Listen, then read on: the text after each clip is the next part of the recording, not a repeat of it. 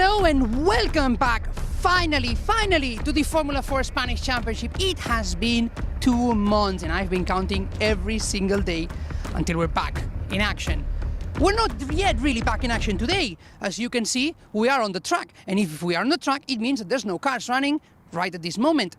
Teams and drivers have been preparing today because they go back on track tomorrow. And this is what we're looking forward to. Jarama, historic circuit, the oldest permanent circuit still in use in Spain, near the capital of Madrid. And of course, the most important thing, 7 drivers at the top of the standings, separated by just 19 points, with 5 different winners, with Noah Montero leading the championship despite not having yet won a race. We have Nacho Tuñón, Andrei Petrovic, Rocco Coronel, we have of course Nathan Tai, Kasper Sormans, Boris Weisen. All of them could be title candidates. After 9 races, which is 3 rounds, we now face the last 4 of the season. That means 4 times 3 races, 12 races for the end of the season, plenty of points still to fight for, and plenty of options to see perhaps new winners, perhaps old winners. But one thing is for sure, the action is going to be memorable. So look forward to it. It's time to go back in racing.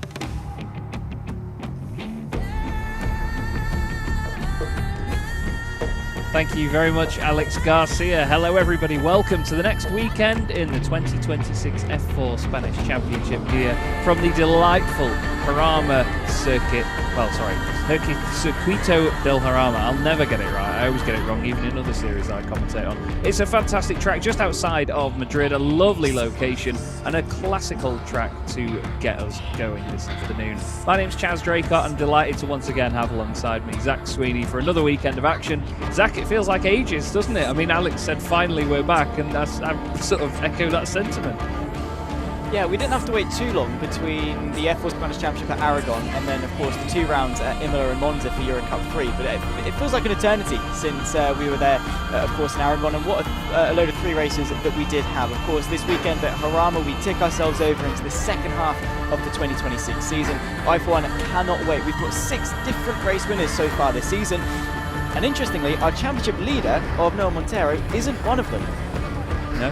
No, absolutely not. It's going to be an interesting weekend from that regard. And I think that's what's been one of the best things about this championship so far, is that it has been quite mixed here and there. We've seen a lot of mixed fortunes. Noah Montero, though, leading the championship without a race victory as well, quite importantly. I'm excited to see that obviously a few of them will be pushing for a win this weekend for the first time this season. There's a lot of guys up there. I mean, even Kasper Schormans as well, at this point in the championship doesn't have a victory, which surprises me massively with the pace that he's had. But I suppose that's one of those things, really, isn't it? It's so competitive in this series that you never know who's going to come out on top. And there's drivers that always impress us but don't actually get there to the top end. Yeah, exactly that. And one of those drivers that I think has been quite surprising is Rocco Coronel, of course, coming into this season definitely as one of the season favourites. He took 2 wins so far this season, and they both came at the first 2 races of the championship back in Valencia. Since then, he's not been back onto the podium. Now, the good news for a driver like Rocco Coronel is he's just had his best qualifying result since the first round at Valencia. He's qualified P4. We'll run through everything, of course, a little bit later on. But there is a lot of intrigue off the back of qualifying. There were some delays, red flags. The way the session was going to be run as well, with a couple of delays, means that a lot of teams and drivers were suspecting there to be a bit of drama, a couple of drivers to be caught out. Some of them factored it into their run plans, others didn't quite manage to do that, and ultimately they were at the mercy of the racing gods, if you like, and we have seen quite a few upsets in terms of the starting grid. However, for Boris Weisen, he's looking very, very good. He's not qualified outside of the top 10 all over the season, but he has just taken his first pole position of 2026, looking for his 3rd win in pursuit of the championship lead. Yeah, he's been doing really good stuff as Boris Weisen. That round at Portimao was fantastic. He was impressive at Aragon, but obviously the results don't fully reflect that. We've still got, of course, a lot of other drivers inside the top few positions to look at. Andrei Petrovic has been really exciting as well. We've had 9 races so far this season, and in 4 of them he's been on the podium, but for the first 4 he didn't appear on the podium at all, and he had 2 results outside of the points, so he's definitely one to keep an eye on. We had a quick glimpse there at our championship leader Noah Montero on a nice round 100 points, and a lovely view of the massive press office and media building there at the wonderful Jarama circuit. I love it here. I've been there. I had the pleasure of going there a couple of times. And one of the coolest things that we'll see this weekend about this track is that it runs parallel to the highway, and it is only about a grandstand's distance from the highway. And even when you're driving in, you can see cars and trucks on the track. And then obviously when you're at the track, you can see the highway next to it. It's such a cool sight to see things running parallel. So keep an eye out for that. You can see Petrovic looking very, very focused here. But I suppose he has to, though, Zach. I mean, he took a win at Aragon in race 3 in the end. He's obviously been looking for that through these 9 races with a couple of visits to the podium, but it's whether he continues that, isn't it, now? Yeah, exactly that. And also, just on the topic of Jarama as well, a stark contrast logistically to what we had last time out at Aragon, in the sense that Aragon's in the middle of nowhere, and of course Jarama's here adjacent to the motorway. For Petrovic, of course, for T-Code, he's done some other exploits, of course, with the team in Euro Cup 3 and has done very, very well. But yeah, for T-Code, they are typically the underdog team, right? They're relatively new to the championship. They're still learning, still refining their craft. But so far in 2026, we have seen a very strong contingent from them. Nacho Tugnon, Andrej Petrovic sit P2 and P3 in the standings with 3 wins between them, 7 podiums between the 2 drivers. And of course, that's an added total off the back of the appeal from Portimao getting reinstated. So they're full of confidence, full of momentum, and looking to impress here at Jarama. Yeah, they absolutely are. And someone else who's always going to impress us here in the commentary box is the wonderful Alex Garcia. And I know that he's on standby in the pit lane at the moment. Alex, down there on the ground, how is the vibe down there at the moment? How's everybody feeling after an interesting qualifying session? Hello, Chaz. Hello, Zach. I have to say that these lovely, lovely drivers from Formula 4 Spanish Championship, who are, of course, going back to action today after a 2-month wait, waited right until the moment you were talking to me to just go by and make sure that it was a little bit more difficult to hear you out, but we did hear you well. The vibe's nice. Everyone's really excited to go back because, to be honest, 2 months without getting on the car, that's hard. Nobody wants to be 2 months out of any car. And I tell you, at the end of the season, when December comes, nobody does it. They all find their way to do some testing, to do some racing if possible. So, of course, this is the same feeling. And drivers just now feel so eager to go on track. And this is a double-edged sword because, yes, you are hungry. Yes, you can do something special. But in a track like this, in Jarama, you have to be careful because it is a very technical circuit. It is very tight, twisty, it's tricky, and the conditions now for the race are completely different from anything that they've experienced so far. Why do I say this? Because, of course, the temperature has been rising the whole day, much hotter than it was with qualifying or free practice, and these conditions are different from what we saw in the Spanish with the championship. So they haven't driven in these temperatures over 30 degrees here in Jarama, so let's see how they get on with it, because it's going to be an interesting one.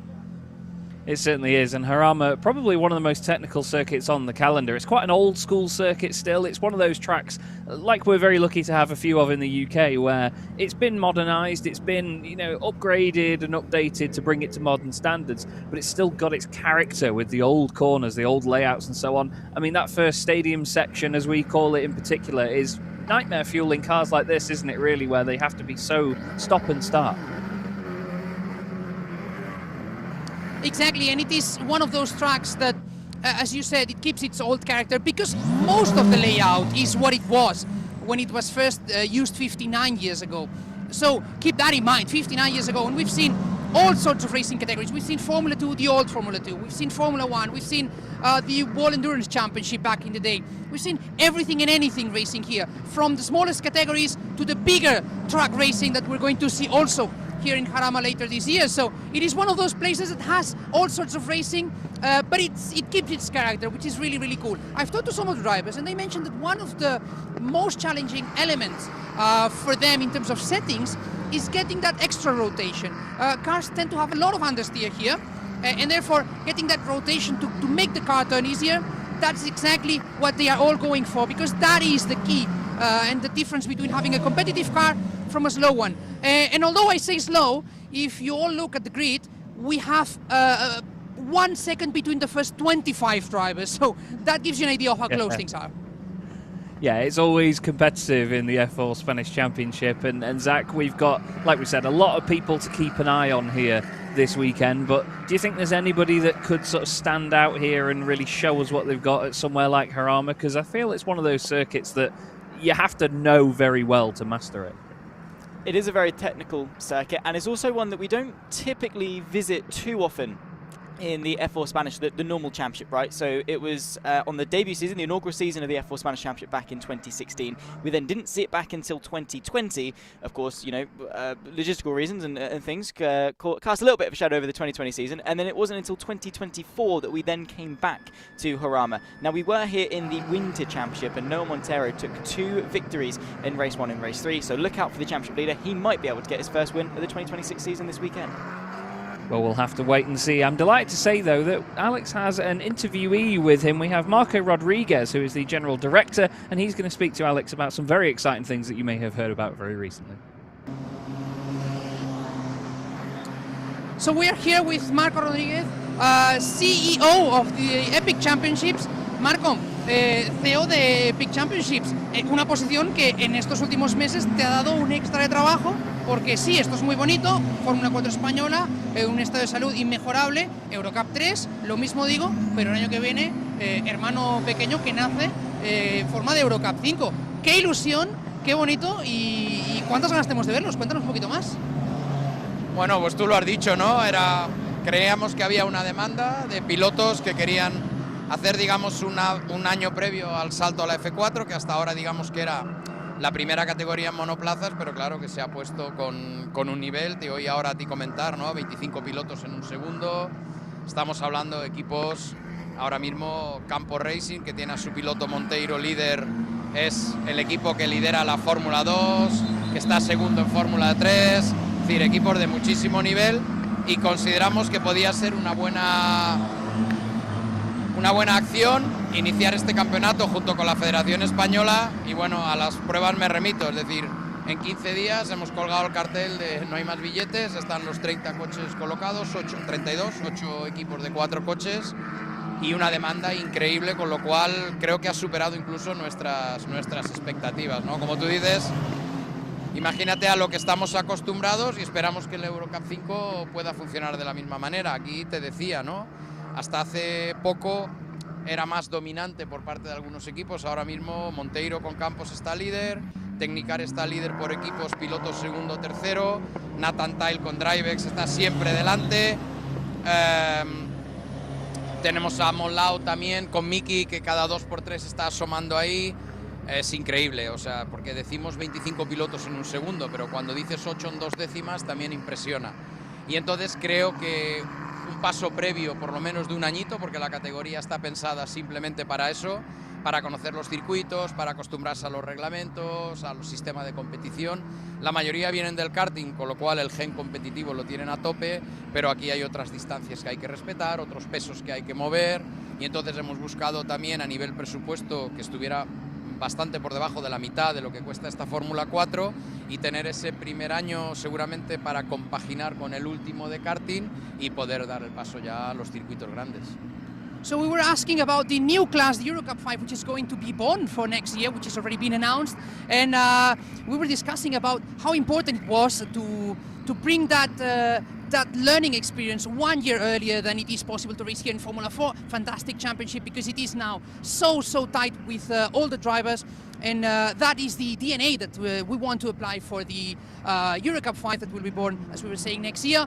Fantastic championship, fantastic idea in terms of having a very low entry cost, less than half that what is currently being moved around for the Formula 4 Spanish Championship, with the presence of many good teams. One of them, Campos Racing, of course, present here in Formula 4, also in Eurocup 3. Yes, strong presence in Formula 3, in Formula 2.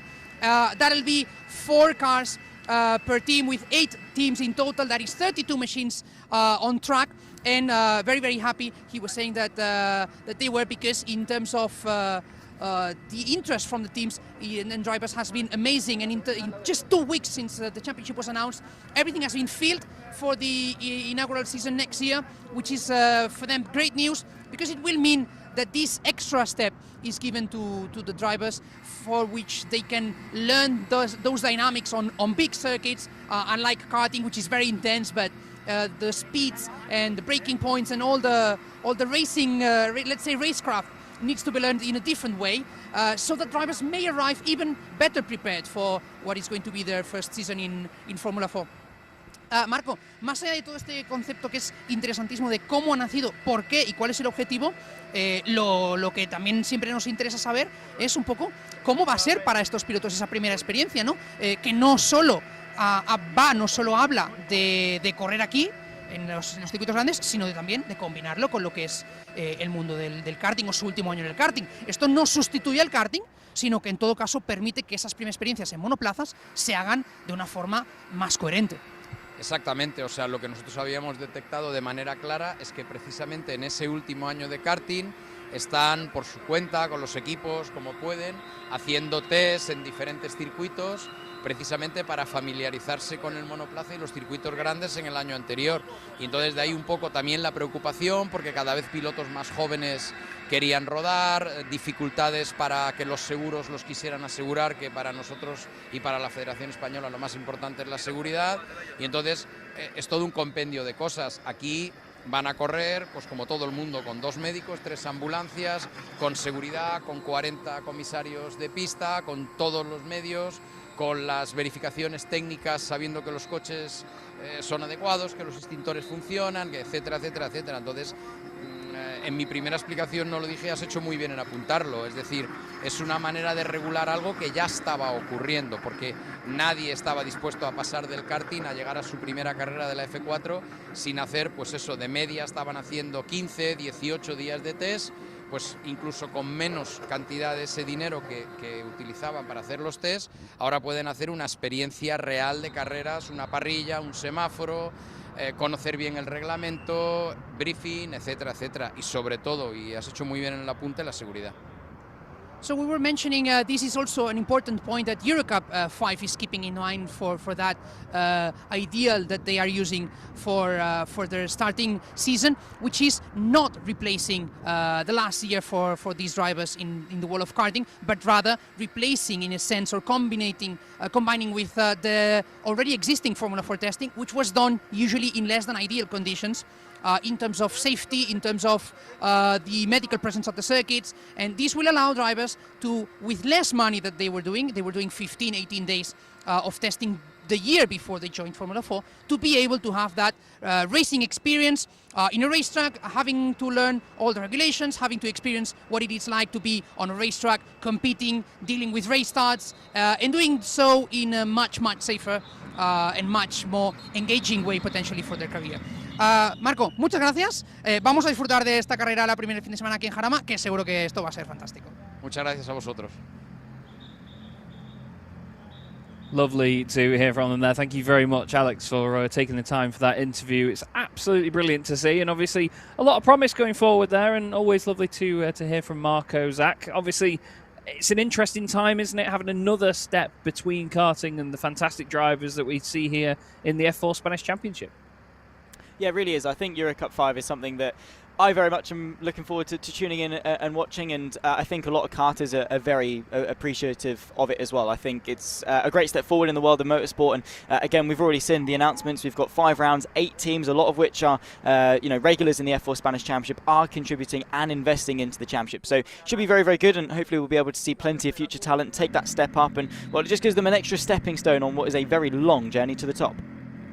Absolutely. We've got the grid before us then. It looks like we're starting at the back of the grid, though, this time round and going forward. So we've got Rodrigo Martinez and Jordan Moodley on the back row of the grid, with Riccobono and Alfona Maitinen ahead of them, actually. I'm just trying to get this backwards now. I'm sorry. I'll read it to you from front to back so you don't get too confused. It's Boris Leisen on pole position, with alongside him Kasper Schulmans, who's obviously been very promising so far this season. Jacob Mikulev starts in 3rd place. He's sure to be a bit of a firecracker in this one as well, and he's alongside Rocco Coronel, as Zach rightly mentioned earlier on, his best qualifying for, well, what feels like forever, really. Andrei Petrovic starts in 5th place. He's got Elliot Kaczynski alongside him. Then it's Noah Montero, championship leader, starting in 7th place. He's alongside Vivek Kanthan, race winner this season. Mickey Blaskos is next up alongside Fausto Arnaudo. They complete the top 10 positions and row 5. Then we have Nacho Tunion alongside Jensen Burnett. Then we have Alex Pinheiro. He's been a bit up and down the order so far this season. He's alongside Daniel Kelleher, another driver that's really proven himself so far in the opening couple of rounds. We've got Rahim Alibi, and next up on the 8th row of the grid. Getting used to all these names again, Zach. It's been a while. Ty Fisher then starts on the 8th row with him. Then it's Felipe Rice, and he's alongside Nathan Ty, also a driver that was doing well back at Aragon, but down in 18th place right now. Then it's Juste Mulder alongside Bo Loet. We have Yuzuki Sato in car number 5 alongside Luna Flucia. And then we have Max Radek alongside Maria Neto in car 78. Then it's Philippe Armand Carras alongside Max Mokarem in the Technicar machine. Then it's the other Carras, as he's going to be known now, Jean-Paul Carras in car number 9 next up, ahead of Dean Pedersen. They're on row 14 of the grid. Then it's Louis Cochet in car 39 alongside Simon Bulbarella. We've still got 3 rows to go, though. It's Sebastian Frigole, Sandro Perez on row 16. Then it's Pablo Ricobono, as mentioned, with Alphonse Maitinen next up.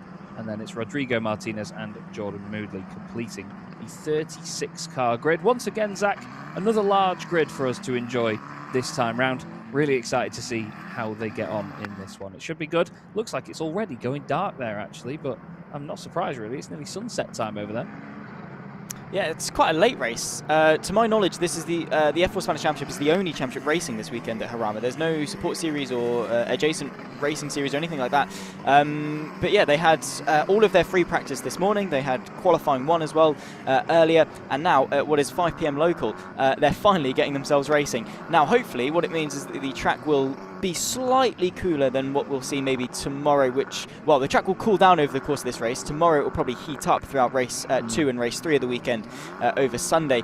But for today, it just means that the drivers have had to, well, they've had a busy day. They've had practice, qualifying and a race all in the same day. So they've gone through a whole weekend's worth of track time, which of course is great for them to dust off some cobwebs. But they are going to be busy. It is probably going to be quite late in the day. They're probably feeling it as well with their media duties, track duties, being there probably since maybe 6, 7, 8 o'clock this morning as well. So they're probably feeling quite tired, but you know, nothing adrenaline can't fix off the 5 red lights, and away we go. Boris Lysen, though, I think is going to be one to watch. He'll have the inside line towards turn number 1, and I think that's going to be quite beneficial to keep what is going to be a very hungry Casper Schormans at bay. You can see the red and white MP Motorsport car very aggressively poised in his P2 grid box. Yeah, they've both clearly laid out their stall there, haven't they, and what they're going to do down towards turn 1. It's interesting, though, the turn 1 here at Jarama, because it does go slightly to the left-hand side, so it'll go to the right of our shot before it then goes back over to the left. So there is a bit of movement, so we'll have to see how they get on. There's a couple of yellow flags further back. Look like some of the cars weren't quite in position as they reach the back of the grid, but from here it looks all right. We'll see now. The final yellow flag's waved. We'll get the green flag at the back of the grid. And we should be ready to go racing. Certainly looks hot from this view, doesn't it? The 5 lights will come on then, and the first race of the weekend in the F4 Spanish Championship from Jarama gets underway, and there's a lightning start in the background by the look of it. Maybe a jump start, a car stationary as well, but all the way over to the right-hand side goes Boris Lysen, wing off in the background. I think that might have been Noah Montero. We'll have to look back and see. Schormans has to take slight avoiding action around the outside of turn 1 there as Lysen cuts his nose off, and on the exit, one of the DriveX cars kissing the gravel slightly, but the top 2 looking very confident to break away from Mikolev, even in just a couple of corners as they head into the stadium section for the first time. Lots of switchbacks and lots of different lines to be taken through here. There's definite damage there by the look of it, and it is championship leader Noah Montero. Yeah, he's going to have to probably wait a little bit longer for his maiden race victory of the season, desperately trying to stay into the mix. Yellow flags for the first part of the lap. Boris Lysen, we saw have a bit of a lock-up through the opening corner, and as they make their way onto this back stretch up over the crest towards the right-hander, of course it will be Lysen from Schormans, Mikolev and Coronel, the top 4 within a second of each other. Then comes Petrovic, but already on the opening lap, a safety car has been called. Oh, and it looks like it's unfortunate timing as well, actually. I think, was that the number 18 machine? It was Mokarem that's come away from the line. He eventually got moving just after the safety car was called, and he's made a bit of a hash of that. He's then locked up down in towards turn 1 and gone off. Hopefully that doesn't end up stuck in the gravel and further cement why we've got the safety car out. But yeah, that's a big shame. A big shame. The first racing lap of the weekend is unfortunately cut short. But yeah, big moment there for Noah Montero potentially, because let's not forget, while he does lead the championship, he's only 6 points clear of Nacho Tunion. So obviously he needs to think about this in terms of the bigger picture. But then again, Tunion, he's actually out of the points right now. If Montero comes in, then yeah, he'll obviously get promoted into the points, but it's only one of them. But I suppose Tunion doesn't know that wing's broken, does he? You can't see over the noses of these cars, I guess. So yeah, he won't know that wing's broken until one of his team members tells him, and I'd wonder if he'd get a black and orange flag for that. We'll have to wait and see as to what race control are going to sort of decide, if you like. Not too much movement on the opening lap. However, Blaskos has been able to get himself ahead of Vivek Kanthan, who did struggle slightly back at Aragon. Despite taking a race win back in Valencia, he wasn't able to work his way into the points last time out at Aragon. So we'll see what the American can do for Griffincourt. Now, interesting that you say about championship leader and just how close it is, by the way. 7 different drivers are within a main race victory of the championship lead. So that, of course, is Montero, Tunyon, Petrovic, Coronel, Tai, Shawmans and Lysen, all separated by just 19 points in the championship. And what that technically means is that 7 different drivers could head into tomorrow's action as the championship leader if all things go well for them. Now, as well, for tomorrow with race 2, the first race of Sunday's action, now you only get 18 points for a race victory in that one. But even if that was the case, 6 drivers are within 18 points of the championship lead. It is incredibly tight and competitive in the F4 Spanish Championship. Like we said, 6 different race winners. And in a championship like this, with as many variables as there are, especially in a field this large and this competitive, consistency is the thing that is going to make that difference. Now, so far this season, Montero has been the one to do that, with 5 podiums and 8 top 10 finishes to his name. He's only finished outside of the points on 1 occasion. That was back in Portimao. His consistency has put him into the driving seat. However, with damage on the open lap, it is going to be quite difficult for Technicar, though, and straight into the pit lane for Mokarem. That was not the start that they would have wanted to the to the race in the slightest. No, not at all. And I think this is his first weekend in the championship this season as well, is it not, for Mokarem? So yeah, he won't be too pleased with the fact that that's how it's all started out for him. But we'll keep an eye on him. Obviously, it could just be a bit of a learning weekend at the end of the day. A new bit of scenery. It's difficult. There's a lot of pressure even on the experienced drivers, to keep their eye on the lights and get the race started properly. We're back underway. Noah Montero into the pit lane, importantly, so he's going to drop way out of the points, and everybody else now will be picking points up on him. It just depends how many. Boris Lysen still leads. Look like Coronel's having a go at Mika left there, nearly wheel-to-wheel round the first corner. Great move by Rockenell to keep it committed round the outside. Oh, they're so close to making contact. There's Noah Montero, hopefully in for what will be a quick nose change on that car. Just take some of the bolts off, whack the new one on, and out they go. It looks like a very simple operation here, but obviously, in terms of motorsport, Zach, that feels like an absolute age, doesn't it? Yeah, absolutely. He's in, he's out, but he is hoping for another safety car to give him any sort of a chance in this race. It's going to be incredibly difficult for him. Of course, Boris Lysen will lead them on the opening lap. Yellow flags once more around the circuit. We'll obviously keep an eager eye. I know Noah Montero is going to be hoping and praying that becomes a safety car. Jacob Mikulev, of course, for Campos Racing, taking his maiden GB3 victory last time out for them at Silverstone. Now comes back into the F4 Spanish Championship, fired up it seems, already up into P3 ahead of Rocco Coronel after a very daring dive on the opening lap. Boris Lysen, though, looking to establish some control and get away while he still can, but there is still 24, just under 25 minutes left to go in this race. It is a long way from the checkered flag, as Miko Blaskos will lead Arnado and Nacho Tunyon for the remaining spots inside the top 10. It looked like Luna Flucia was the driver responsible for the yellow flag. The car was the wrong way in the stadium section, but she was able to continue and get back up to speed, although the safety car has once again been called. I can't see. The 39 is apparently stationary down towards the hairpin at the bottom of the hill. Not quite sure what's going on there with that, but we'll maybe find out in just a moment. You can see Mokarem is in front of the field there in the number 18 car, but obviously it's still Boris Lysen that leads the way.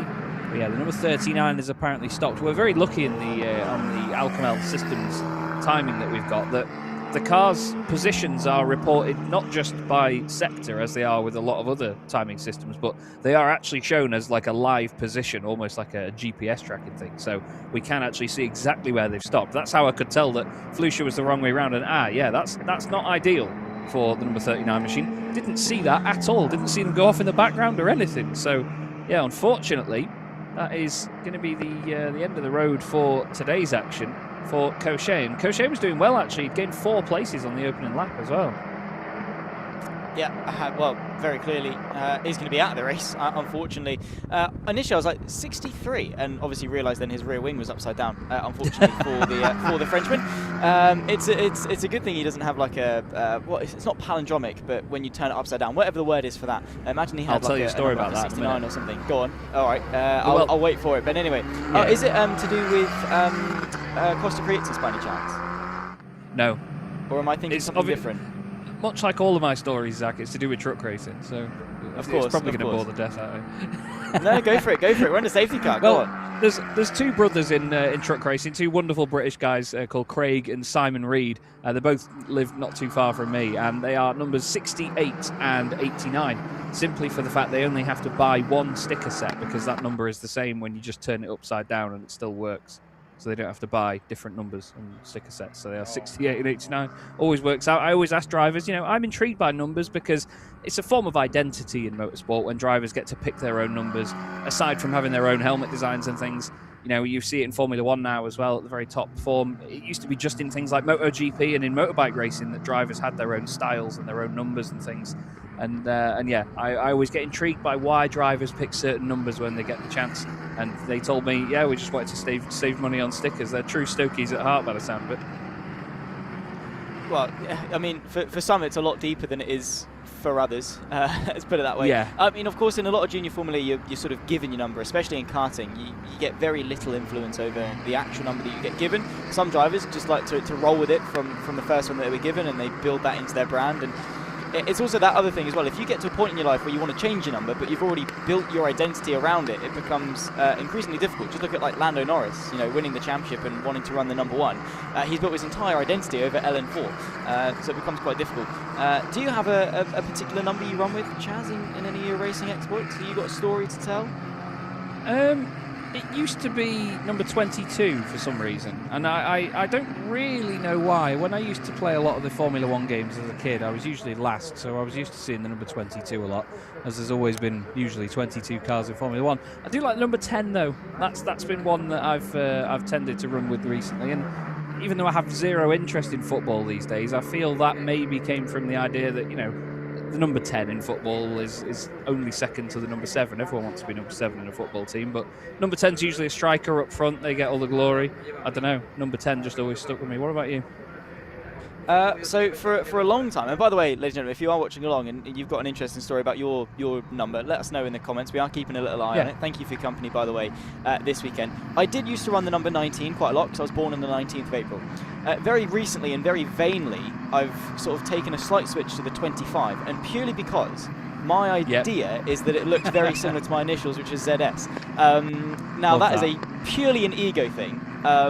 But so far, I've ran well with it, so we'll see what the future holds for that one. I'm interested to see if the drivers themselves have got any particular stories about their numbers. It literally could just be as basic as I don't know, they were born on that day, or it was I don't know, their favourite number growing up, or whatever it is. But yeah, some people are quite superstitious over their driver numbers, which I do find quite interesting. Yeah, I like that though. I think it's good. It's another form of the additional sort of identity behind a racing driver. I think that these days helmet designs are way too complex, and you could show me a number of drivers from Formula One and I could not tell you, what their helmet design is, or try and cross-reference them or what. There's a few that are very iconic, but that's only because they've been around for a while. I do prefer a simpler helmet design on drivers, and there's a few maybe in this championship that we could see and think, we know exactly who that is. You could see a few that stand out, but it's difficult to in the market where they're all designed with the same shape a million times on it. It frustrates me a little bit. Can you tell? I still do think that the numbers are certainly the best way to get that identity across, because obviously that's the thing that we reference the drivers as. We look at the driver numbers and we know who they are. Here's a look back at the start then, Zach. Interesting start from the front two, but of course we're going to see on the left Noah Montero lose his front wing. Yeah, we are. So he gets chopped across there, and that's the contact there with, I think it was Petrovic potentially down into turn number 1. Just, very similar to Daniel Ricciardo. Was it 2021 at Australia where he lost his front wing on the opening lap? Very similar, just sort of was invited to the exit of the circuit, went Yeah. over a bump and lost his front wing. I think on that occasion, though, Montero actually had contact and that bent the front wing inwards. Obviously less than optimal and caused him to come into the pit lane. He'll be very thankful for this safety car. However, now he's caught back up to the pack. He wanted to come in ASAP so he can start making his way through the field. Now again, while we do have, what have we got still running? 35 cars still running. Only the top 10 score points. So Montero could charge his way through 24 positions and finish P11. Unfortunately, in the Championship Challenge, that means very little in terms of how many points he's going to score. He's got a very, very tough ask ahead of him if he wants to go into tomorrow's action and, most importantly, into the second half of the season as the Championship leader. Yeah, absolutely. I think it's going to be interesting to see how the championship sort of morphs and changes as we go into the later stages of the championship. Hello, everybody on YouTube. Sorry about that. We had crosswires, slight technical, and the Spanish feed was going out on both of them. So, yeah, I'm glad that you can all hear us now. And hello, hope you're all having a good Saturday afternoon. And we've got certainly an interesting start to this race here, a bit of a challenging start to this race. You can see the progress of some of the drivers, Maintonen, Martinez, gaining a few places, Bulbarella as well, but obviously with a few retirees so far, drivers dropping down, that's to be seen. Fisher moves up inside the top 10 though, and obviously into those all-important point-scoring positions there, Zach. Certainly going to be a bit of a confidence builder, that one, isn't it? Yeah, absolutely. For Ty Fisher, he has finished inside the points on 5 occasions over the course of the season. That was with 2 P4s back at Valencia, a P4 in Portimao, and a P5 as well in Aragon. He also finished P10 in race 2 at Portimao as well, did Ty Fisher. Definitely has got the pace as the Canadian, but currently sits 56 points off the championship lead. Does very, very well over in the States, actually. He won the 2025 USF Junior Championship, took 3 wins over the course of that season, and also finished P2 here in the Spanish Winter Championship. So he is a driver that shows quite a lot of promise, is the 37. So let's see what he can do, of course, when this race eventually gets itself restarted, and see if he can make his way further forward and maybe challenging the likes of Fausto Arnado and Burnett just in front of him. I'm intrigued by the weather conditions. Obviously, as a Brit, I have to be, but I'm intrigued by how quickly the sun's going in and the sun's coming out again. Even this late in the day, all it takes is a good minute or so of quite intense sunshine and the circuit temperature will change very quickly. So I imagine it's going to fluctuate quite a bit here, and the drivers will be really thinking about this now because they've had to keep the tyres warm behind the safety car, and they've obviously had to try and make sure that there's temperature in the circuit to then push those tyres to the limit. Boris Leisen going nice and early here before the final corner and runs down the start-finish straight. You can see how it runs parallel to the highway there. Fantastic shot from our drone. Shows you just how close they are. And we go now on to what will be lap number 8 of this race. Hopefully a full lap under racing pace, but by the look of it, Petrovic doesn't want it to last that long. He looks down the inside of Rocco Coronel, who says no thank you. Mikolev running in 3rd place has a bit of a breather as a result of that. Kaczynski there in the Drivex car running in 6th place as well. He now wants a go at Petrovic, but it looks like Andre fired up by good results earlier in the season to keep them coming and try and catch Rocco Coronel off guard. But Rocco needs to sort of recuperate a little bit now, doesn't he, Zach? Because we mentioned at Aragon how he was sort of holding on to the championship lead despite not having the best of rounds. Now he needs to make sure he's still in the picture and not just taking his foot off the gas. Yeah, absolutely. In a wild race like this, though, where safety cars are all over the place, just being a steady state of continuity will be very helpful. P4 bagging it will be very helpful for him. Boris Leisen, of course, is interested in one thing and one thing only, and that is completely running away in the distance. Casper Schurman seemed to struggle on this opening lap. Again, they are trying to get those tyres up to temperature as soon as they possibly can, and Boris Leisen not waiting around, like I say, for a second invitation. Bit of a lock-up there from the Campos machine of Jacob Mikolev as he tries to charge after Casper Schurman. Rocco Coronel sat a little bit offset to the podium, a little bit offset to the chasing pack behind. For a moment, Petrovic was under pressure from Kaczynski, very close to the rear end. I think that was Blaskos from Nacho Tugnon, very late on the brakes there, locking the fronts. It's something we are seeing quite a lot of, actually, is drivers really struggling, actually, with keeping the tyres rotated into these very crucial tight and technical braking zones around Jarama. Yeah, we're seeing a number of lockups, aren't we? Really, really pushing it. That's the double apex right-hander at Monza at the end of the lap there. And it's quite interesting because from the first camera angle, it looks like everybody's just running mighty wide of the apex, but they're actually keeping it wide to tighten it on corner exit and get the run. There's your race leader, though, Boris Leisen, and he is on a mission right now. He's done the fastest lap of the race, which is of no surprise, considering that a lot of it has been behind safety car. The tyres haven't been that battered yet, but one of the talking points about these tyres is that they are very resilient. We had some mad temperatures back at Aragon, and it was great to see the Hankook tyres really surviving the punishment. Some great side-by-side racing there between the 25 of Pinera and the 37 of Fischer.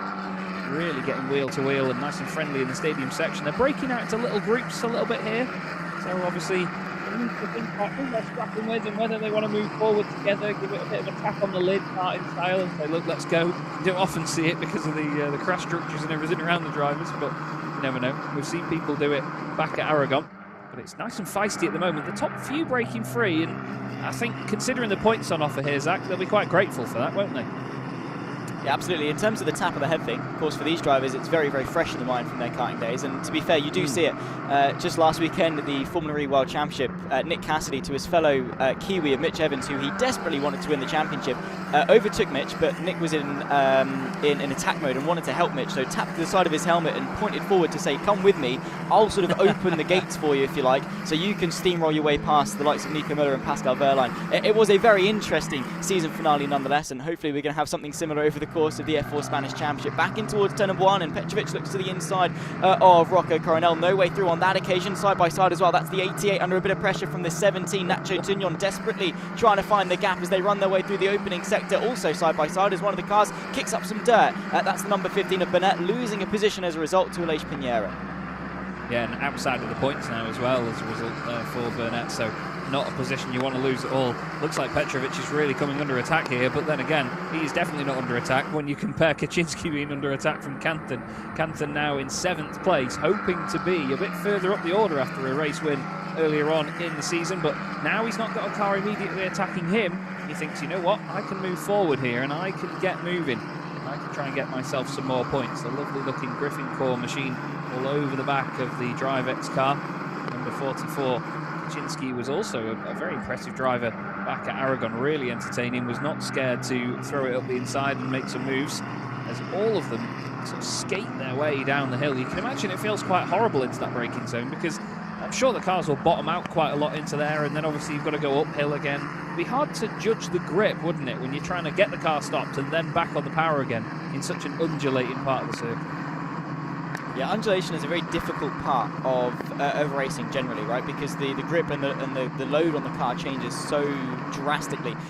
Obviously, through corners, obviously one good example is like turn 3 at Zandvoort, right? It's quite an easy one to wrap your head around when it comes to track camber and undulation, because it's just, okay, pin the car through with the camber and Bob Drankel and jobs are good, right? But when you've got crests where you're going over it, the car deloads and, you know, lifts up, you've then got less grip to play with and you can lose it, especially over a traction zone.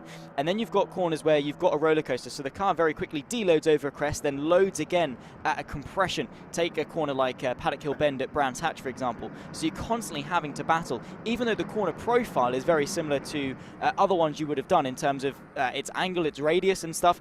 The grip level changes drastically, and again, with track conditions and car setup and tyre wear and all those different things, one corner can take very different outlooks depending on what lap of the race you're on. It is something at this level, particularly in their racing career, they are going to have to deal with. Safety car has been brought out though with just under 10 minutes left to go, and that's as a result of the 83 of Alfons Mietinen drawing to a halt out on circuit. Looks like Martinez as well in the Technicar machine has also stopped somewhere around the circuit. Just checking our map now to see. Martinez is on the outside, so he's on the opposite side of the road there to that machine. We'll maybe get a look here at what happened. And so Martinez goes straight on. There's been obvious contact there, and I think that Mietinen must get going and then obviously decide that the car's too damaged to carry on and pull it over. And that's why the safety car has been brought out, because that is not in a safe position there. The run down the straight is very high speed, and obviously into turn 1 you have to be very hard on the brakes. So we'll see. we'll see. But unfortunate there that the race has ended for 2 more of our drivers, and once again, Zach, we have a safety car here. It's been a bit of a theme so far. It was at Aragon. We were quite happy to get through one of the races with just 1 safety car, but it seems like it's just a little bit too feisty after the break that we've had. Yeah, for a lot of these drivers as well, you know, some of them, the likes of Petrovic and Tugnon, have been able to race in Euro Cup 3. For Jacob Miklev, of course, like I say, he won the race at Silverstone in the GB3 Championship. They've been keeping fresh in some faster machinery as well, which definitely helps keep them up to pace. And of course, a lot of them will be doing sim work and stuff. But ultimately, there's nothing that can replace actual track time. And you know, for a lot of the drivers clearly on the field, it seems that those issues, unfortunately, are persisting. Whatever the reasons that, you know, we're seeing some mistakes, whether it's nerves, cobwebs, or whatever. Unfortunately, that is the case, and we're on to what is now our 3rd safety car of the race thus far. 8 minutes left to go, though, and for Boris now, we have had some stick in the YouTube chat as a result of how we're saying I've just seen Boris's name. I have asked very nicely if they can spell it phonetically. So, the L makes a W sound, the Y is similar to E but shorter, the Z is similar to an S in pleasure, which is like a sh sound, and then the N is the Spanish N sound. So, I'll let Chaz give it a go first, as to not embarrass myself, and to throw him straight under the bus. Oh, wow. You know, the bottom of this bus hasn't had an MOT in quite a while. So, I'd imagine it would be Boris Wiesian. Boris Wiesian? Wiesian? Yeah, Wiesian. I'd say Sounds Wiesian. well. Boris Wiesian. But yeah, it does actually. It does. But in my defence here, I'm gonna tell you a story about when I did the Motorsport Games once, and we had the drivers from Turkey come to us, and they said, you know, can you, instead of saying Turkey, say Turkey? And we quite politely said no, because if you're French, for example, we say French in English, they say Francais. But we don't say it like that, we say it in our language. So it balances one way or the other. But yeah, we apologise if we're not saying it correctly, and we apologise if we balance between the two. But for the rest of this race, I'm going to not practice it, and I'm going to say Lysen. See it, check in with me tomorrow. Back under green flag conditions we go. And there's only a couple of laps left here now as they get battling once again. And straight away, Shawman's launching an attack on Lysen down in towards turn 1, who makes a bit of a lock-up of it. Shawman's goes one way, then the other. Everybody else is 2 by 2 through the first corner. Fantastic action straight off the bat. The safety car sign is still okay. That is not ideal. Let's get practicing. Wiesian. There you go. There we go. He leads the opening lap. He was side by side with Casper Schulmans though, and both of them will argue their case that, well, I was ahead of the other one when the safety car was called out. But yeah, for Boris Wiesian, I think he has dropped behind Casper Schulmans in the fight. There we can see the 96. That's of course for Perez for the GRS team, the green and yellow. Very nice, simple, basic livery, but a nice colour scheme is going to be out of this race. That means so far we've lost Louis Cochet, Martinez, Mietanen. Now as a result, I think we've lost potentially Moodley, Perez and Mokrim. There is Mokrim for Technicar. Of course, his first race with the team was very nervous after the race start, and that was as a result of him coming into the pit lane, as I have been told from down in the pit lane. The number 18 now, unfortunately, has suffered more problems, and that's not going to be doing his nerves any good, considering he's got to go to sleep and then wake up first thing tomorrow, jump into the car, and then go racing again for race 2. Yeah, I imagine what's happened there is there was a bit of a check-up into the last couple of corners, and by the look of the damage, I mean, I'm no Inspector Crusoe, but I think that Perez, by the look of it, has gone into the back of Mokarem, who has then gone into the back of Moodley, because I mean Mokarem's left rear there clearly is damaged because of the way the car is leaning with the right front off the ground. And then I think they've just hit the back of the car in front as a result of Perez hitting them. So we'll see.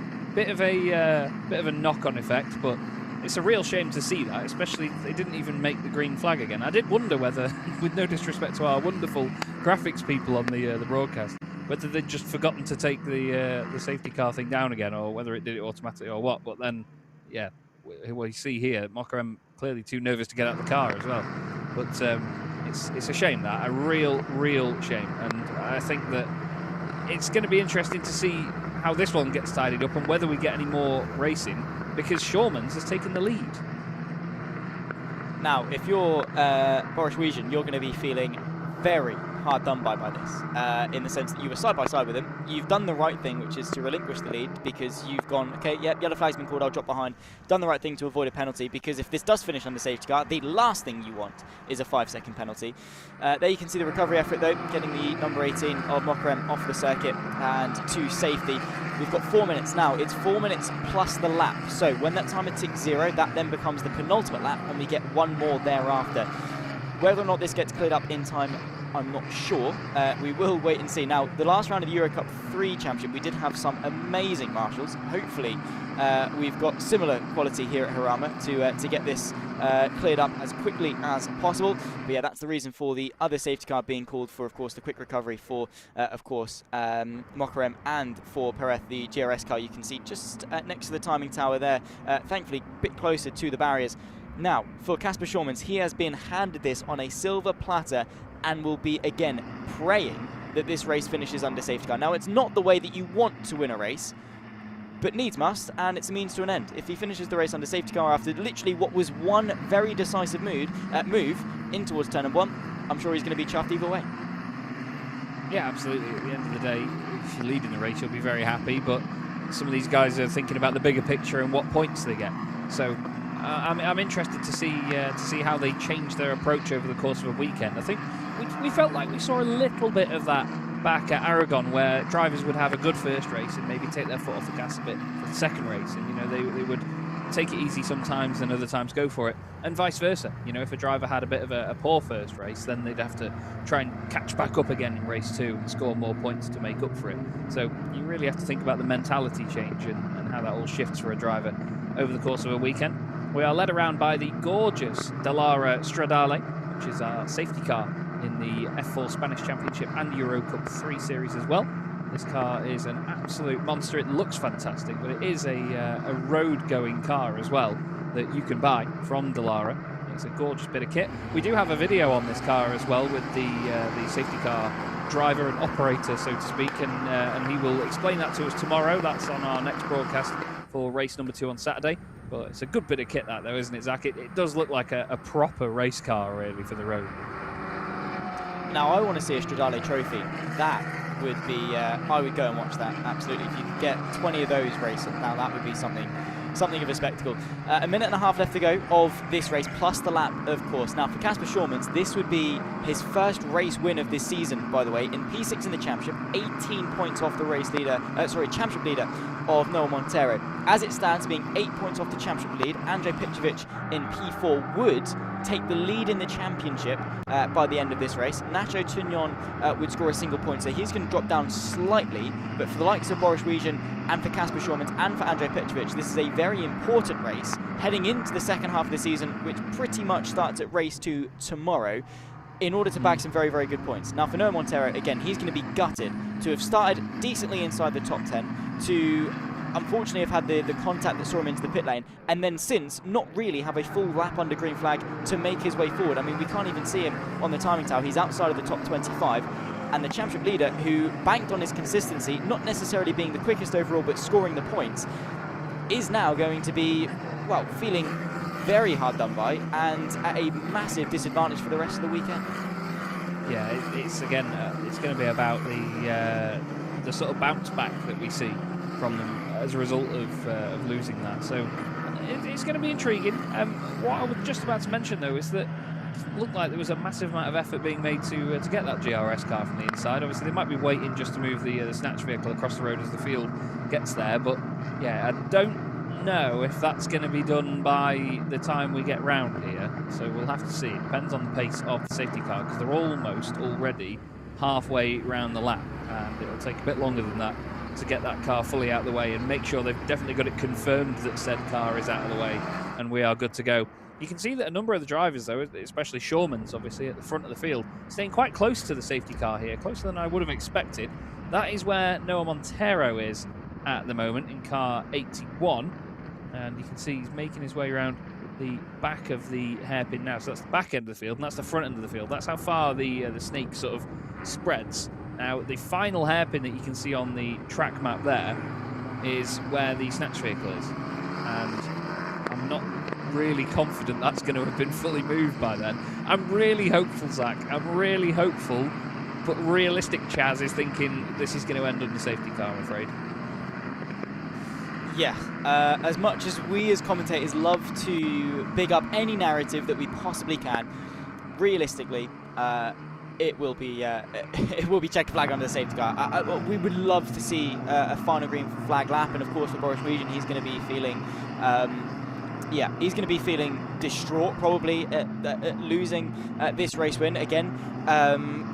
And it could have gone either way, right? If he was a bit more committed, maybe was just a nose ahead when the safety car was called, then again, it's a walk in the park for him in terms of that pole to flag. But for Casper Schormans, he's looking very, very happy. And historically, Dutch drivers have done very, very well in the F4 Spanish Championship at Jarama. As Cas Havercourt back in 2020 dominated for his championship campaign. He took 3 wins here at Jarama, of his 13, of course, over the course of the season. And back here in the inaugural season, it was Richard Verschoor that won race 3 and was on pole for race 1 and race 2. So something about being from the Netherlands means that you do quite well here at Jarama in the F4 Spanish Championship, it seems. Something just works here for the Dutch drivers at this circuit. But I'll tell you what, there's a pair of names that I've not heard in a bit that obviously do very, very well for themselves now. Unfortunately, everyone, this will be the final lap of the race, and this is how it's going to finish. I know that a lot of the drivers and a lot of the teams, they'll all be a bit disappointed, slightly like we are, I imagine, in the commentary box. I think I can quite confidently speak on behalf of Zach and I when I say that it's a shame that this is how the race has gone. You know, they've had the whole day to sort of prepare for this and big up for this with the sessions that they've had, everyone excited for this one, and for there to be, what, 3 safety cars now? I've actually genuinely lost count, but 3 safety cars that take us through. Yes, it is the 4th.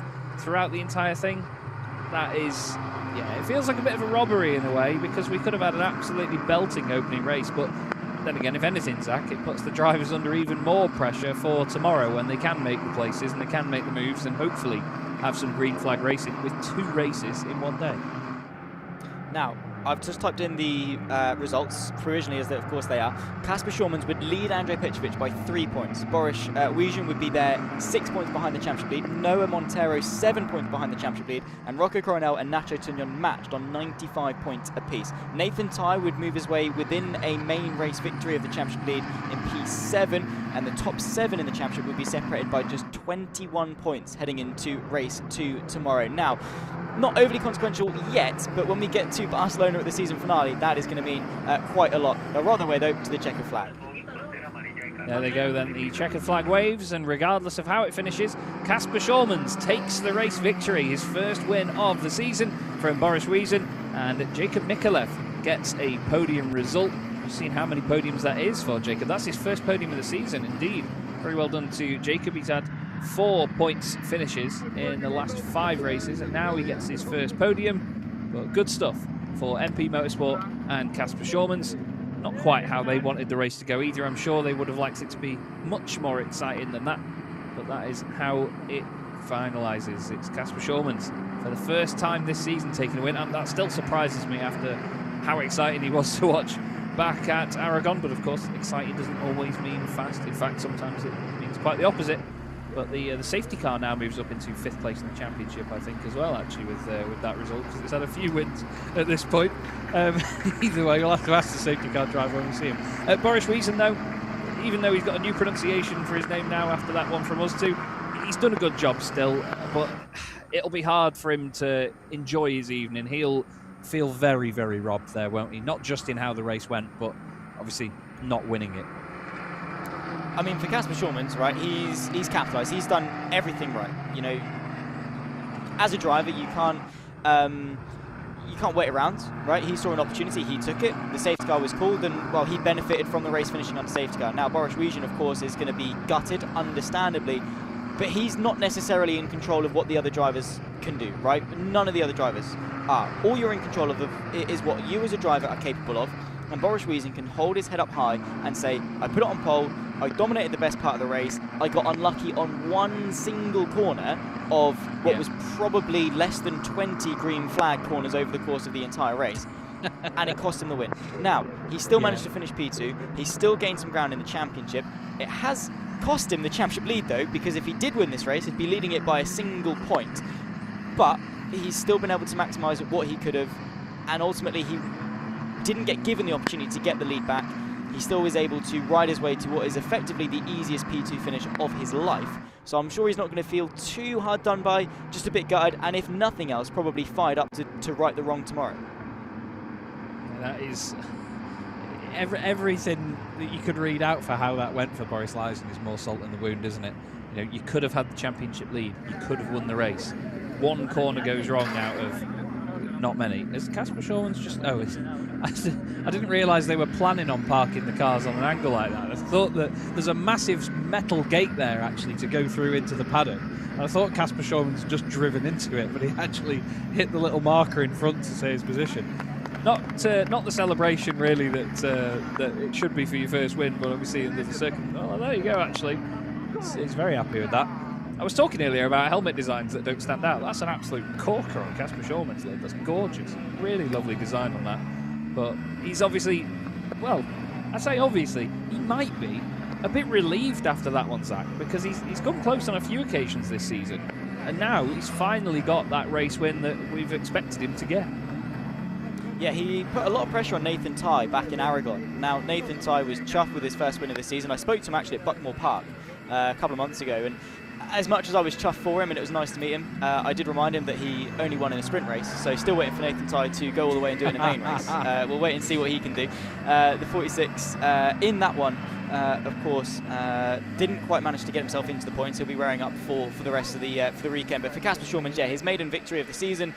No matter how you get it, you're going to be chuffed. And also as well, the adrenaline that was going. He saw one opportunity to get the race win. And again, as a driver, you're seeing the safety car board come out again and again and again. You don't know how many more opportunities you're going to get. He would have been so tense in that moment to see it pay off and to see that checker flag. Even though, again, he didn't necessarily have to defend his position once he got it, he still did the work to get the win, and ultimately that deserves celebrating, especially with the amount of work and sacrifice that goes in just to get to this point, which is Formula 4 in your racing career. Casper Schauman's understandably is going to want to win it under green flag conditions, but no matter how you do it, you're going to be chuffed. Yeah, absolutely. I think that it's going to mean a lot more to him to have that many points on the board as well from a race like that, where, you know, he didn't have to work. I don't want to disrespect the result. This is the thing. I want to keep explaining that, you know, it's not quite the race that he would have wanted despite the win. You know, the result is great, but the way the race went isn't quite how he would have wanted to take his first win. I don't want to keep banging the drum too much, but yeah, it's certainly an interesting way for the first race of the weekend to go, and obviously not how we expected things to go. But I think that now it sets us up for a really interesting Sunday, because a number of the drivers out there will really assess what's gone on this afternoon and think, God, we don't want another repeat of that. You know, we don't want to come all this way to do 4 laps, if that. You know, we don't want to sit behind the safety car all weekend. We don't want to sit behind the safety car all season. And, you know, us too and the broadcasters and everyone watching at home think the same thing, but the drivers are the ones that are more in control of that than anyone else. So I know a number of them will really take a long, hard look at themselves this evening and think, what can we do differently to make sure that tomorrow is a more positive race day, I think. And there's not too much pressure on them for that, but at the same time, when you're trying to make places, you're trying to get championship points, it's hard to just say, oh, I won't go for a move because of, you know, thinking about points. I'm told that Alex will be on standby with our race winner, and we'll see just what Schauman thinks of that one.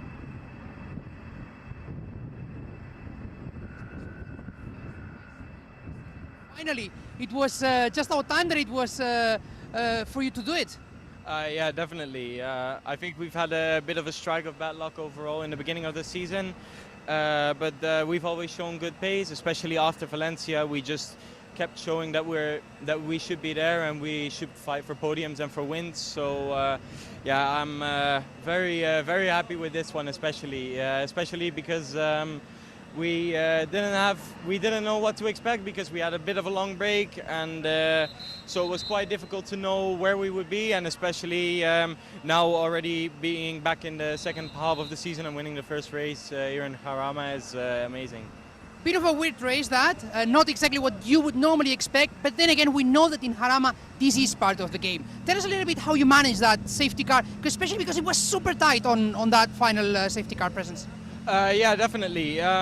I just kept my cool. I knew that I was just here to score points because we're here for the long term. We're here to fight for the championship and not just to do a stupid move and then try and destroy your own race and also your teammates. So that's something that we just worked on. I just kept trying to not make any mistakes, and I think that's what happened. Boris locked up a little bit going into T1, and then I could get the crossover easily. So yeah, I'm very happy that happened. So. And by my calculations, I have to tell you that you are the new championship leader. Oh, really? Oh, I didn't even know. I mean, we don't want to lead the championship in the middle of the season. We want to lead the championship in the last lap of the last race of the season. So we're just here to score as many points as possible. And one final question, because this red car has been very successful in the past few seasons with drivers that preceded you, showing that this selection by Richard Mille has definitely been very successful. How important is it for a young driver like yourself to get that support and be able to show your speed also in your rookie season? It's very important, definitely. I mean, we get a chance to work with some of the best people in F4, maybe even the best team in the Spanish F4 Championship, and then also to work with all road management on the side is very special, especially coming into 2026. We didn't really know what to expect before the shootout, so yeah, I'm very happy that I'm here. So yeah. All right, Casper, time to enjoy the win and good celebrations. Yeah, thank you. Well, thank you very much, Alex. And we've just had a little run through on the right-hand side of the championship standings. I think maybe a few points here and there to amend based on the result, but certainly interesting to see how quickly the championship can get shaken up like that, though, Zach. And that's one of our favourite things about this here in the F4 Spanish Championship. It's so competitive. The top 10 is always so mixed up. There's so many wild cards thrown in here and there. You never know what to expect, do you? No, not at all. I love this championship, and I love how close and competitive it is. And, you know, at this level as well, where these drivers are desperate to prove themselves and to build an identity for themselves, it's that much more important. It's so difficult to excel, especially at this level where everything is so much tighter, so much more competitive, to then sort of put yourself head and shoulders above the ref and at rest and sort of, you know, then accelerate your racing career from then on is so important. So these drivers, yes, they're fighting for the F4 Spanish Championship, but they're also fighting for their future, and there's so much pressure on such young shoulders as well. It is another thing that has to be said. So as much as from an entertainment perspective, it really is a spectacle for these drivers as well. It's career defining, and to see where it maybe gives them the foothold to push themselves off and go to from then on as well is another thing. I'm sure we're going to see a lot of these names at the highest level in years to come. We spoke about Richard for sure and his exploits. Also through this championship, we've seen the likes of Pepe Mate, who now races, of course, for Cupra Kiro in the Formula E Championship, was top rookie in 2026. Maybe we could see the next generation fighting their way forwards in that sense. But yeah, by the way, again, based on my calculations, I know the graphics were slightly different. To be honest, I've absolutely no idea as to where those numbers have come from, but from how I've got it, the top 7 are all within 21 points. From Casper Schulmans down to Nathan Ty, we've got 7 drivers who by the end of the weekend, realistically, could lead the championship with 3 rounds left to go. It could be a very, very spicy championship picture.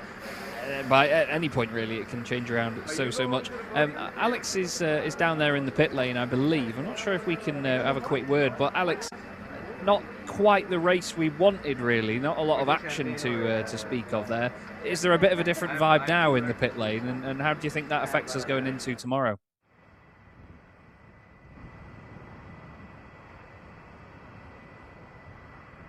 I don't think we can speak to Alex, actually. He was nodding away, and I don't know whether he hears me or the Spanish guys, so I'm sorry.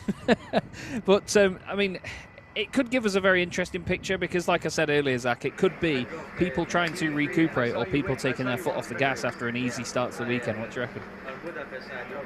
I think for a lot of drivers, Boris Region, as one of them, is going to be fired up and ready to right the wrongs tomorrow, 100%. For Casper Schulmans, he's going to be wanting to replicate that success and go for 2 victories. And again, for a lot of drivers, it's going to be a case of dusting off the cobwebs, going again, and again, just getting some redemption. I think that the race director this weekend is going to give them a good old slap over the head and say, come on, lads, like, what are we doing? What are we playing at? Like, let's sort it out. There's nothing worse than being called into the race director's room, of course. Something that these drivers have had to deal with on quite a number of occasions, this season being one of them. as soon as they get called into that briefing room tomorrow morning, they're going to know that they've done something wrong. They're going to know they've done something wrong now, and will hopefully try to mend it for the rest of the weekend. So, yeah, I think we could see quite a mixed bag over tomorrow, especially in the sprint race. I think drivers are going to be hungry. Boris Wijan, like I say, is going to be one of them. But if you need any embodiment or sort of justification, I suppose, of why we pick up this championship so much, we have just completed the 10th race of the 2026 season, and we've just had our 7th different race winner over those 10 races.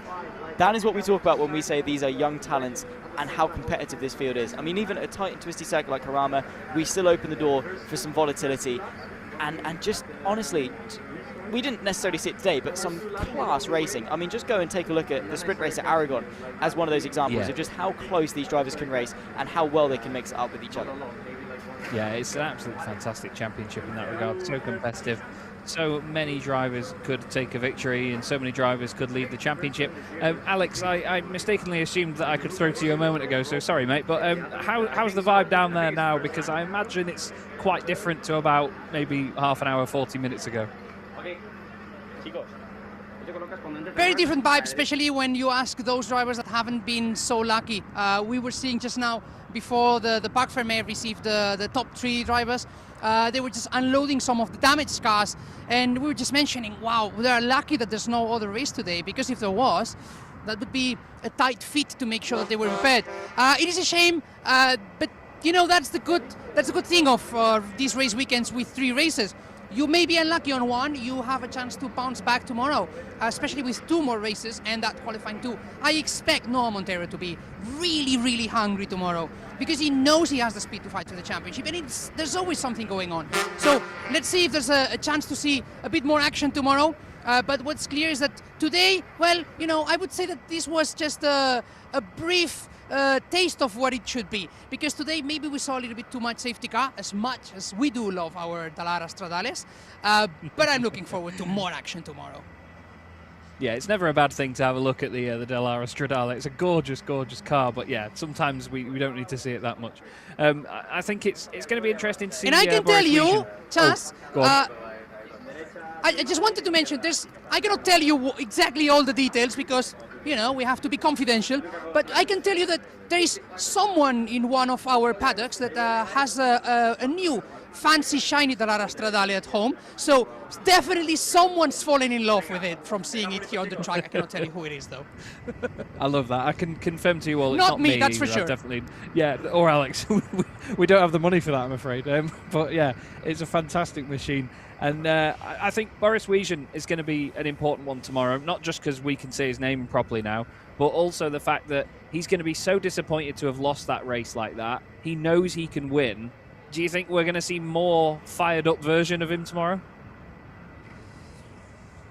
Probably. I saw him being, I won't say angry because that's not the word, but I saw him, you know, a bit upset about losing it because he probably knew that he had the speed to win it. Do not forget that these places where he got his first win this year in the Spanish Winter Championship, so he knows he can do it. And if there's one moment where you need to get those results, it's here. But hey, scoring points is important, and those today are very important points for his chances. They certainly are. They certainly are. And I think he's going to be definitely up there throughout the season. You know, we've seen that from him so far, so excited to see how he continues on that momentum. We do have the podium presentation going on at the moment. I think we have Maria Neto making her way up to the podium, and she was the highest placed female driver in the race after Luna Felicia had the issue earlier on. I think Luna qualified ahead of her actually, and then dropped down the order. But the top 3, of course, making their way up to the podium, and we will first up have Jacob Mikkola for his first podium of the season. And I think that's going to be quite important to him as well. It's obviously going to install a lot of confidence in him for the remainder of the championship. We wait now to see, of course, Boris Wijan next up.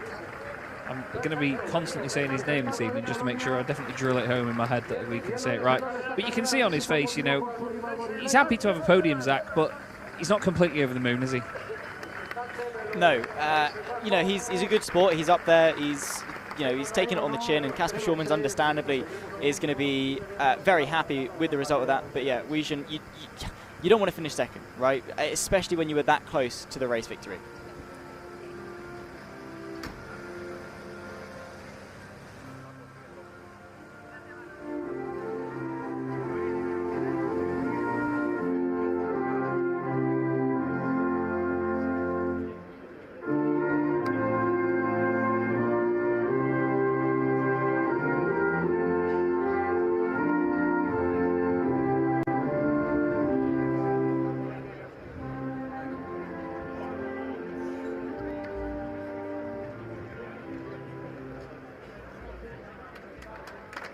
national anthem there, or part of one that a lot of Formula One fans all around the world have gotten very used to over the last couple of years there. Casper Schormann's taking his first race victory of the year. With the overalls, it looks like they all drive for the same team, doesn't it, actually, Zach? But that is definitely not the case. But very, very similar overalls. Now, interestingly, I mean, I don't know a lot of people in motorsport, but I can tell you that's it. Yeah, Ignacio Fernandez. He's a very big part of the truck racing as well. All around Europe is Ignacio. Lovely, lovely guy. He's always the best dressed person in the room as well. And it seems like even on the podium, he is. Even when he's outside, he's the best dressed person in the room. But yeah, great to see a positive end to this, of course, with having a lovely podium ceremony. It's always a bit of something that just puts a bit of a smile on your face, doesn't it? But you can tell that the drivers are already thinking, God, what do we do about tomorrow? Because we don't want to repeat of that, do we? Well, Casper Schormann's is going to be saying, yeah, no worries, guys. You do you. I'll get the lead, and we can sit on the safety car. No worries, lads. Yeah, of course, you're going to want to win it under green flag. You're never going to complain when you win it under safety car, as Casper Schormann's quite rightly said. But ultimately, they're here to race. That's what they spend the money for. That's what they get the adrenaline rush for doing. And they're not going to want to, have the F4 Spanish parade around Jarama. They've paid the track fees. They're going to want to drive as fast as they can around the circuit. So hopefully tomorrow they'll have a look and hopefully be able to right the wrongs of it. But a tight, technical, twisty circuit like Jarama, with 36 Formula 4 cars all rushing towards turn number 1. You can't blame them for maybe getting it wrong, especially with the 2-month break that they've had since Aragon. But now they've got no excuse for tomorrow. They've got 2 races, and again, like Alex was saying, they had 1 race today. They've got time to repair the cars. They don't tomorrow. They are in quick succession tomorrow. Only a couple of hours turnaround between race 2 and race 3 of the weekend, so they cannot risk any damage to the cars in tomorrow's sprint race. Yeah, absolutely. Much less time between the two for them to get fixed. So it should be an interesting day's racing tomorrow, and obviously we have a lot of hope that they can make the most of this absolutely glorious racing circuit. Like I said at the top of the broadcast, it's definitely one that hasn't lost its character over the years, despite being modernised, despite having newer facilities put in, and having the track updated as well in general to more modern standards. It hasn't lost an inch of its character, and it's always a fantastic venue for motorsport, and obviously not far from the city either, so nice and convenient. But yeah, I think it'll be a shame for our cars and drivers to not sort of see the full potential of these machines, or at least this track this weekend. Oh, goodness me, what's going on here? They're getting a bit eager for the champagne, by the look of it, as the top 3 head up onto the top step. Everyone ducks for cover, but not because of champagne or anything. It's quite a small podium, actually, by the look of it. But yeah, I think, there we go, just part of procedure. And they at least get to, you can see that Boris Wiesjen's not too happy, because no spraying of the champagne at all, as Casper Schormann's absolutely drenches Jacob Mikolev. But Wiesjen straight away with it. And here's a look back at some of the highlights of that first race of the day, or of the weekend, I should say. Interesting start. Noah Montero, championship leader, losing his wing. That could prove very pivotal come later on in the season, Zach. It could be something we speak about in the future weeks or months. Well, everyone, of course, makes the right decisions in hindsight. It's a beautiful thing to have, but unfortunately it is the only thing you don't have in the present, in that moment. And Montero saw a gap, he went for it. He's going to learn not to go off the circuit there, because the bump was the one that ultimately cost him that race. He still is in P4 in the championship, but scored no points today. In terms of highlights, there wasn't really too many to talk about, apart from Boris Wiesjen's just raw pace in the, well, effectively outlaps, right, let's call them, off the safety car restarts. He was able to pull a gap close to a second on the rest of the field. Now, other drivers that we saw looking very, very quick, the 2 Tico cars of Nacho Tugnon and Andrej Petrovic, who were, again, admittedly, quite unlucky in qualifying, to their own admission. They were charging through, they've got some pace. Ultimately, it was that lock-up into T1 that cost Boris Wiesjen the race win. Casper Schormann's got up and underneath him, and then under the final safety car, it was the red and white MP Motorsport machine of Casper Schormann's that then led them round and take the checkered flag for his first win of 2026. Well, it's certainly going to be an interesting day's racing tomorrow. We have 2 races coming up for you, and make sure that you tune back in tomorrow for the F4 Spanish Championship, where I, Chaz Draycott, and the wonderful Zach Sweeney will be back with you for some more fun. We'll see you then.